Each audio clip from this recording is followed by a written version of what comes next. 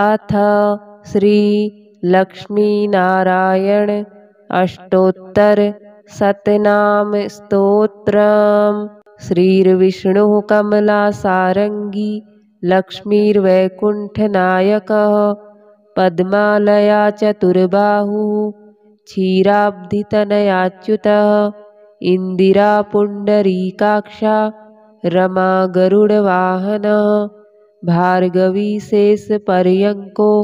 विशालाक्षी जनार्दनः स्वर्णांगी वरदो देवी हरिरिन्दुमुखी प्रभु सुन्दरी नरकध्वंसी लोकमाता मुरान्तकः भक्तप्रिया दानवारी अंबिका मधुसूदनः वैष्णवी देवकी पुत्रो रुक्मिणी केशिमर्दनः वरलक्ष्मी जगन्नाथः कीरवाणी हलायुधः नित्या सत्यव्रतो गौरी शौरी कान्तासुरेश्वरः नारायणी हृषीकेशः पद्महस्ता त्रिविक्रमः माधवी पद्मनाभश्च स्वर्णवर्णा निरीश्वरः सती पीताम्बरः शान्ता वनमाली क्षमानघः जयप्रदा बलिध्वंसी वसुधा पुरुषोत्तमः राज्यप्रदाखिलाधारो माया कंसविदारणः महेश्वरी महादेवो परमा पुण्यविग्रहः रमा मुकुन्दः सुमुखी मुचुकुन्दवरप्रदः वेदवेद्याब्धिजामाता सुरूपार्केन्दुलोचनः पुण्याङ्गना पुण्यपादो पावनी पुण्यकीर्तनः विश्वप्रिया विश्वनाथो वाग्रूपी वासवानुजः सरस्वती स्वर्णगर्भो गायत्री गोपिकाप्रियः यज्ञरूपा यज्ञभोक्ता भक्ताभीष्टप्रदा गुरुः स्तोत्रक्रिया स्तोत्रकारः सुकुमारी सवर्णकः मानिनी मंदरधरो सावित्री जन्मवर्जितः मंत्रगोप्त्री महेश्वासो योगिनी योगवल्लभः जयप्रदा जयकरः रक्षित्री सर्वरक्षकः अष्टोत्तरशतं नाम्नां लक्ष्म्या नारायणस्य च यः पठेत् प्रातरुत्थाय सर्वदा विजयी भवेत्। श्रीर्विष्णुः कमलासारंगी लक्ष्मीर्वैकुण्ठनायकः पद्मालया चतुर्बाहुः क्षीराब्धितनयाच्युतः इंदिरा पुण्डरीकाक्षा रमा गरुडवाहनः भार्गवी शेषपर्यङ्को विशालाक्षी जनार्दनः स्वर्णांगी वरदो देवी हरिरिन्दुमुखी प्रभु सुन्दरी नरकध्वंसी लोकमाता मुरान्तकः भक्तप्रिया दानवारी अंबिका मधुसूदनः वैष्णवी देवकी पुत्रो रुक्मिणी केशिमर्दनः वरलक्ष्मी जगन्नाथः कीरवाणी हलायुधः नित्या सत्यव्रतो गौरी शौरी कान्तासुरेश्वरः नारायणी हृषीकेशः पद्महस्ता त्रिविक्रमः माधवी पद्मनाभश्च स्वर्णवर्णा निरीश्वरः सती पीताम्बरः शान्ता वनमाली क्षमानघः जयप्रदा बलिध्वंसी वसुधा पुरुषोत्तमः राज्यप्रदाखिलाधारो माया कंसविदारणः महेश्वरी महादेवो परमा पुण्यविग्रहः रमा मुकुन्दः सुमुखी मुचुकुन्दवरप्रदः वेदवेद्याब्धिजामाता सुरूपार्केन्दुलोचनः पुण्याङ्गना पुण्यपादो पावनी पुण्यकीर्तनः विश्वप्रिया विश्वनाथो वाग्रूपी वासवानुजः सरस्वती स्वर्णगर्भो गायत्री गोपिकाप्रियः यज्ञरूपा यज्ञभोक्ता भक्ताभीष्टप्रदा गुरुः स्तोत्रक्रिया स्तोत्रकारः सुकुमारी सवर्णकः मानिनी मन्दरधरो सावित्री जन्मवर्जितः मन्त्रगोप्त्री महेश्वासो योगिनी योगवल्लभः जयप्रदा जयकरः रक्षित्री सर्वरक्षकः अष्टोत्तरशतं नाम्नां लक्ष्म्या नारायणस्य च यः पठेत् प्रातरुत्थाय सर्वदा विजयी भवेत्। श्रीर्विष्णुः कमलासारङ्गी लक्ष्मीर्वैकुण्ठनायकः पद्मालया चतुर्बाहुः क्षीराब्धितनयाच्युतः इन्दिरा पुण्डरीकाक्षा रमा गरुडवाहनः भार्गवी शेषपर्यङ्को विशालाक्षी जनार्दनः स्वर्णाङ्गी वरदो देवी हरिरिन्दुमुखी प्रभु सुन्दरी नरकध्वंसी लोकमाता मुरान्तकः भक्तप्रिया दानवारी अम्बिका मधुसूदनः वैष्णवी देवकी पुत्रो रुक्मिणीकेशिमर्दनः वरलक्ष्मी जगन्नाथः कीरवाणी हलायुधः नित्या सत्यव्रतो गौरी शौरिः कान्तासुरेश्वरः नारायणी हृषीकेशः पद्महस्ता त्रिविक्रमः माधवी पद्मनाभश्च स्वर्णवर्णा निरीश्वरः सती पीताम्बरः शान्ता वनमाली क्षमानघः जयप्रदा बलिध्वंसी वसुधा पुरुषोत्तमः राज्यप्रदाखिलाधारो मायाकंसविदारणः महेश्वरी महादेवो परमा पुण्यविग्रहः रमा मुकुन्दः सुमुखी मुचुकुन्दवरप्रदः वेदवेद्याब्धिजा माता सुरूपार्केन्दुलोचनः पुण्याङ्गना पुण्यपादो पावनी पुण्यकीर्तनः विश्वप्रिया विश्वनाथो वाग्रूपी वासवानुजः सरस्वती स्वर्णगर्भो गायत्री गोपिकाप्रियः यज्ञरूपा यज्ञभोक्ता भक्ताभीष्टप्रदा गुरुः स्तोत्रक्रिया स्तोत्रकारः सुकुमारी सवर्णकः मानिनी मन्दरधरो सावित्री जन्मवर्जितः मन्त्रगोप्त्री महेश्वासो योगिनी योगवल्लभः जयप्रदा जयकरः रक्षित्री सर्वरक्षकः अष्टोत्तरशतं नाम्नां लक्ष्म्या नारायणस्य च यः पठेत् प्रातरुत्थाय सर्वदा विजयी भवेत्। श्रीर्विष्णुः कमलासारङ्गी लक्ष्मीर्वैकुण्ठनायकः पद्मालया चतुर्बाहुः क्षीराब्धितनयाच्युतः इन्दिरा पुण्डरीकाक्षा रमा गरुडवाहनः भार्गवी शेषपर्यङ्को विशालाक्षी जनार्दनः स्वर्णाङ्गी वरदो देवी हरिरिन्दुमुखी प्रभु सुन्दरी नरकध्वंसी लोकमाता मुरान्तकः भक्तप्रिया दानवारी अम्बिका मधुसूदनः वैष्णवी देवकी पुत्रो रुक्मिणीकेशिमर्दनः वरलक्ष्मी जगन्नाथः कीरवाणी हलायुधः नित्या सत्यव्रतो गौरी शौरिः कान्तासुरेश्वरः नारायणी हृषीकेशः पद्महस्ता त्रिविक्रमः माधवी पद्मनाभश्च स्वर्णवर्णा निरीश्वरः सती पीताम्बरः शान्ता वनमाली क्षमानघः जयप्रदा बलिध्वंसी वसुधा पुरुषोत्तमः राज्यप्रदाखिलाधारो मायाकंसविदारणः महेश्वरी महादेवो परमा पुण्यविग्रहः रमा मुकुन्दः सुमुखी मुचुकुन्दवरप्रदः वेदवेद्याब्धिजामाता शुरूपार्केन्दुलोचनः पुण्याङ्गना पुण्यपादो पावनी पुण्यकीर्तनः विश्वप्रिया विश्वनाथो वाग्रूपी वासवानुजः सरस्वती स्वर्णगर्भो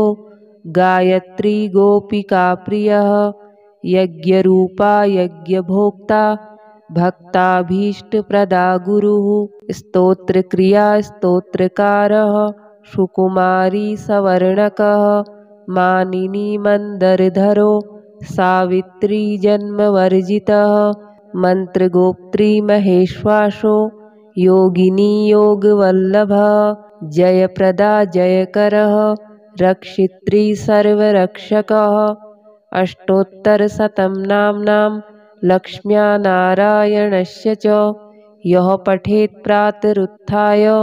सर्वदा विजयी भवेत्। श्रीर्विष्णुः कमलासारङ्गी लक्ष्मीर्वैकुण्ठनायकः पद्मालया चतुर्बाहुः क्षीराब्धितनयाच्युतः इन्दिरा पुण्डरीकाक्षा रमा गरुडवाहनः भार्गवी शेषपर्यङ्को विशालाक्षी जनार्दनः स्वर्णाङ्गी वरदो देवी हरिरिन्दुमुखी प्रभुः सुन्दरी नरकध्वंसी लोकमाता मुरान्तकः भक्तप्रिया दानवारी अम्बिका मधुसूदनः वैष्णवी देवकी पुत्रो रुक्मिणीकेशिमर्दनः वरलक्ष्मी जगन्नाथः कीरवाणी हलायुधः नित्या सत्यव्रतो गौरी शौरिः कान्तासुरेश्वरः नारायणी हृषीकेशः पद्महस्ता त्रिविक्रमः माधवी पद्मनाभश्च स्वर्णवर्णा निरीश्वरः सती पीताम्बरः शान्ता वनमाली क्षमानघः जयप्रदा बलिध्वंसी वसुधा पुरुषोत्तमः राज्यप्रदाखिलाधारो मायाकंसविदारणः महेश्वरी महादेवो परमा पुण्यविग्रहः रमा मुकुन्दः सुमुखी मुचुकुन्दवरप्रदः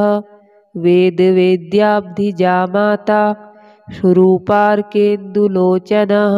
पुण्याङ्गना पुण्यपादो पावनी पुण्यकीर्तनः विश्वप्रिया विश्वनाथो वाग्रूपी वासवानुजः सरस्वती स्वर्णगर्भो गायत्री गोपिकाप्रियः यज्ञरूपा यज्ञभोक्ता भक्ताभीष्टप्रदा गुरुः स्तोत्रक्रिया स्तोत्रकारः सुकुमारी सवर्णकः मानिनी मन्दरधरो सावित्री जन्मवर्जितः मन्त्रगोप्त्री महेश्वासो योगिनी योगवल्लभः जयप्रदा जयकरः रक्षित्री सर्वरक्षकः अष्टोत्तरशतं नाम्नां लक्ष्म्या नारायणस्य च यः पठेत् प्रातरुत्थाय सर्वदा विजयी भवेत्। श्रीर्विष्णुः कमलासारङ्गी लक्ष्मीर्वैकुण्ठनायकः पद्मालया चतुर्बाहुः क्षीराब्धितनयाच्युतः इन्दिरा पुण्डरीकाक्षा रमा गरुडवाहनः भार्गवी शेषपर्यङ्को विशालाक्षी जनार्दनः स्वर्णाङ्गी वरदो देवी हरिरिन्दुमुखी प्रभुः सुन्दरी नरकध्वंसी लोकमाता मुरान्तकः भक्तप्रिया दानवारी अम्बिका मधुसूदनः वैष्णवी देवकी पुत्रो रुक्मिणीकेशिमर्दनः वरलक्ष्मी जगन्नाथः कीरवाणी हलायुधः नित्या सत्यव्रतो गौरी शौरिः कान्तासुरेश्वरः नारायणी हृषीकेशः पद्महस्ता त्रिविक्रमः माधवी पद्मनाभश्च स्वर्णवर्णानिरीश्वरः सती पीताम्बरः शान्ता वनमाली क्षमानघ जयप्रदा बलिध्वंसी वसुधा पुरुषोत्तमः राज्यप्रदाखिलाधारो मायाकंसविदारणः महेश्वरी महादेवो परमा पुण्यविग्रहः रमा मुकुन्दः सुमुखी मुचुकुन्दवरप्रदः वेदवेद्याब्धिजामाता स्वरूपार्केन्दुलोचनः पुण्याङ्गना पुण्यपादो पावनी पुण्यकीर्तनः विश्वप्रिया विश्वनाथो वाग्रूपी वासवानुजः सरस्वती स्वर्णगर्भो गायत्री गोपिकाप्रियः यज्ञरूपा यज्ञभोक्ता भक्ताभीष्टप्रदा गुरुः स्तोत्रक्रिया स्तोत्रकारः सुकुमारी सवर्णकः मानिनी मन्दरधरो सावित्री जन्मवर्जितः मन्त्रगोप्त्री महेश्वासो योगिनी योगवल्लभः जयप्रदा जयकरः रक्षित्री सर्वरक्षकः अष्टोत्तरशतं नाम्नां लक्ष्म्या नारायणस्य च यः पठेत् प्रातरुत्थाय सर्वदा विजयी भवेत्। श्रीर्विष्णुः कमलासारङ्गी लक्ष्मीर्वैकुण्ठनायकः पद्मालया चतुर्बाहुः क्षीराब्धितनयाच्युतः इन्दिरा पुण्डरीकाक्षा रमा गरुडवाहनः भार्गवी शेषपर्यङ्को विशालाक्षी जनार्दनः स्वर्णाङ्गी वरदो देवी हरिरिन्दुमुखी प्रभु सुन्दरी नरकध्वंसी लोकमाता मुरान्तकः भक्तप्रिया दानवारी अम्बिका मधुसूदनः वैष्णवी देवकी पुत्रो रुक्मिणीकेशिमर्दनः वरलक्ष्मी जगन्नाथः कीरवाणी हलायुधः नित्या सत्यव्रतो गौरी शौरिः कान्तासुरेश्वरः नारायणी हृषीकेशः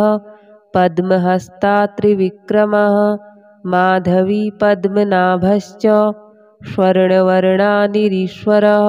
सती पीताम्बरः शान्ता वनमाली क्षमानघ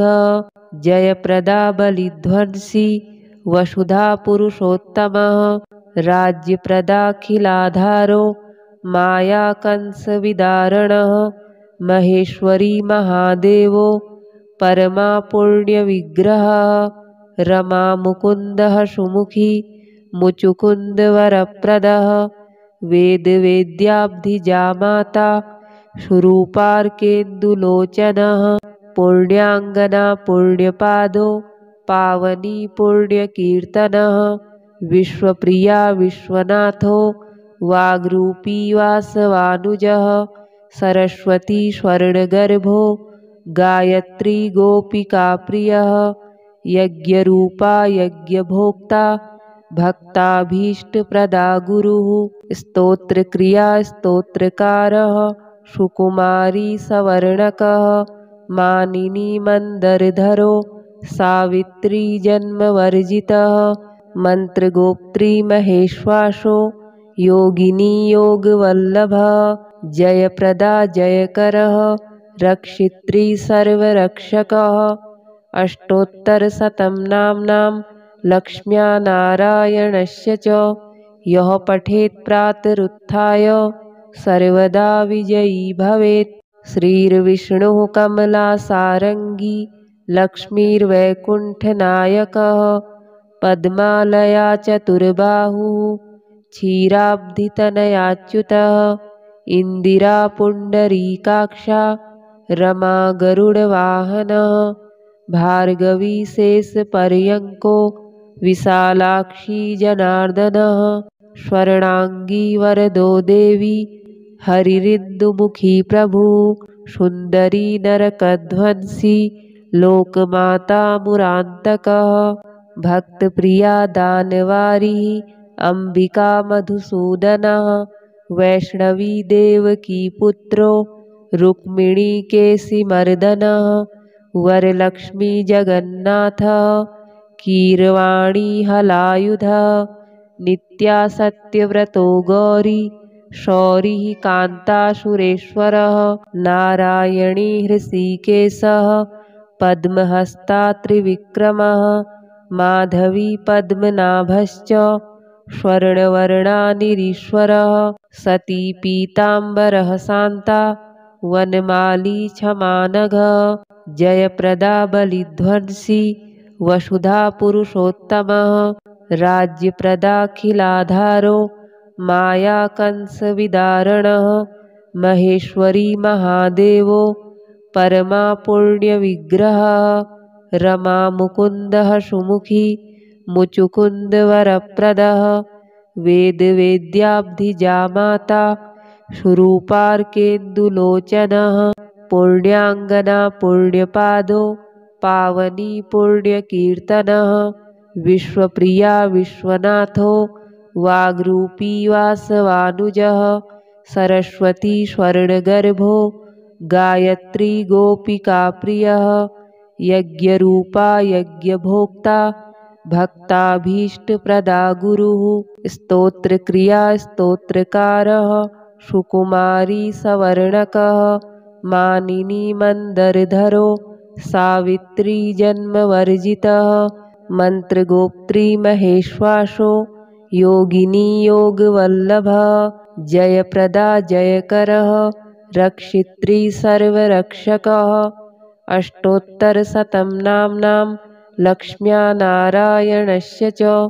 यः पठेत् प्रातरुत्थाय सर्वदा विजयी भवेत्। श्रीर्विष्णुः कमलासारङ्गी लक्ष्मीर्वैकुण्ठनायकः पद्मालया चतुर्बाहुः क्षीराब्धितनयाच्युतः इन्दिरा पुण्डरीकाक्षा रमा गरुडवाहनः भार्गवी शेषपर्यङ्को विशालाक्षी जनार्दनः स्वर्णाङ्गी वरदो देवी हरिरिन्दुमुखी प्रभु सुन्दरी नरकध्वंसी लोकमाता मुरान्तकः भक्तप्रिया दानवारी अम्बिका मधुसूदनः वैष्णवी देवकी पुत्रो रुक्मिणी केसिमर्दनः वरलक्ष्मी जगन्नाथः कीरवाणी हलायुधः नित्या सत्यव्रतो गौरी शौरिः कान्तासुरेश्वरः नारायणी हृषीकेशः पद्महस्ता त्रिविक्रमः माधवी पद्मनाभश्च स्वर्णवर्णानिरीश्वरः सती पीताम्बरः शान्ता वनमाली क्षमानघः जयप्रदा बलिध्वंसी वसुधा पुरुषोत्तमः राज्यप्रदाखिलाधारो माया कंसविदारणः महेश्वरी महादेवो परमा पुण्यविग्रहः रमा मुकुन्दः सुमुखी मुचुकुन्दवरप्रदः वेदवेद्याब्धिजामाता सुरूपार्केन्दुलोचनः पुण्याङ्गना पुण्यपादो पावनी पुण्यकीर्तनः विश्वप्रिया विश्वनाथो वाग्रूपी वासवानुजः सरस्वती स्वर्णगर्भो गायत्री गोपिकाप्रियः यज्ञरूपा यज्ञभोक्ता भक्ताभीष्टप्रदा गुरुः स्तोत्रक्रिया स्तोत्रकारः सुकुमारी सवर्णकः मानिनी मन्दरधरो सावित्री जन्मवर्जितः मन्त्रगोप्त्री महेश्वासो योगिनी योगवल्लभः जयप्रदा जयकरः रक्षित्री सर्वरक्षकः अष्टोत्तरशतं नाम्नां लक्ष्म्या नारायणस्य च यः पठेत् प्रातरुत्थाय सर्वदा विजयी भवेत्। श्रीर्विष्णुः कमलासारङ्गी लक्ष्मीर्वैकुण्ठनायकः पद्मालया चतुर्बाहुः क्षीराब्धितनयाच्युतः इंदिरा पुंडरीकाक्षा रमा गरुडवाहनः भार्गवी शेषपर्यङ्को विशालाक्षी जनार्दनः स्वर्णांगी वरदो देवी हरिरिन्दुमुखी प्रभु सुंदरी नरकध्वंसी लोकमाता मुरान्तकः भक्तप्रिया दानवारी अंबिका मधुसूदनः वैष्णवी देवकी पुत्रो रुक्मिणी केशिमर्दनः वरलक्ष्मी जगन्नाथः कीरवाणी हलायुधः नित्या सत्यव्रतो गौरी शौरिः कान्तासुरेश्वरः नारायणी हृषीकेशः पद्महस्ता त्रिविक्रमः माधवी पद्मनाभश्च स्वर्णवर्णानिरीश्वरः सती पीताम्बरः शान्ता वनमाली क्षमानघः जयप्रदा बलिध्वंसी वसुधा पुरुषोत्तमः राज्यप्रदाखिलाधारो माया कंसविदारणः महेश्वरी महादेवो परमा पुण्यविग्रहः रमा मुकुन्दः सुमुखी मुचुकुन्दवरप्रदः वेदवेद्याब्धिजा माता स्वरूपार्केन्दुलोचनः पुण्याङ्गना पुण्यपादो पावनी पुण्यकीर्तनः विश्वप्रिया विश्वनाथो वाग्रूपी वासवानुजः सरस्वती स्वर्णगर्भो गायत्री गोपिकाप्रियः यज्ञरूपा यज्ञभोक्ता भक्ताभीष्टप्रदा गुरुः स्तोत्रक्रिया स्तोत्रकारः सुकुमारी सवर्णकः मानिनी मंदरधरो सावित्री जन्मवर्जितः मंत्रगोप्त्री महेश्वासो योगिनी योगवल्लभः जयप्रदा जयकरः रक्षित्री सर्वरक्षकः अष्टोत्तरशतं नाम्नां लक्ष्म्या नारायणस्य च यः पठेत् प्रातरुत्थाय सर्वदा विजयी भवेत्। श्रीर्विष्णुः कमलासारङ्गी लक्ष्मीर्वैकुण्ठनायकः पद्मालया चतुर्बाहुः क्षीराब्धितनयाच्युतः इंदिरा पुंडरीकाक्षा रमा गरुडवाहनः भार्गवी शेषपर्यङ्को विशालाक्षी जनार्दनः स्वर्णांगी वरदो देवी हरिरिन्दुमुखी प्रभु सुंदरी नरकध्वंसी लोकमाता मुरान्तकः भक्तप्रिया दानवारी अंबिका मधुसूदनः वैष्णवी देवकी पुत्रो रुक्मिणी केशिमर्दनः वरलक्ष्मी जगन्नाथः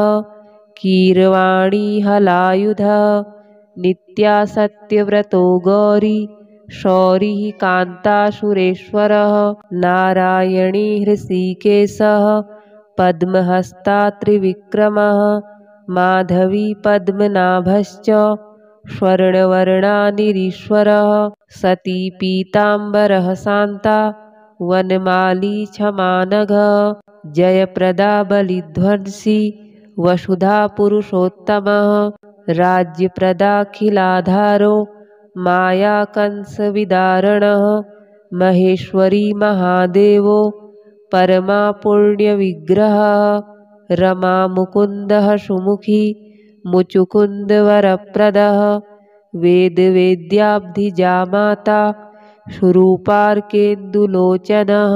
पुण्याङ्गना पुण्यपादो पावनी पुण्यकीर्तनः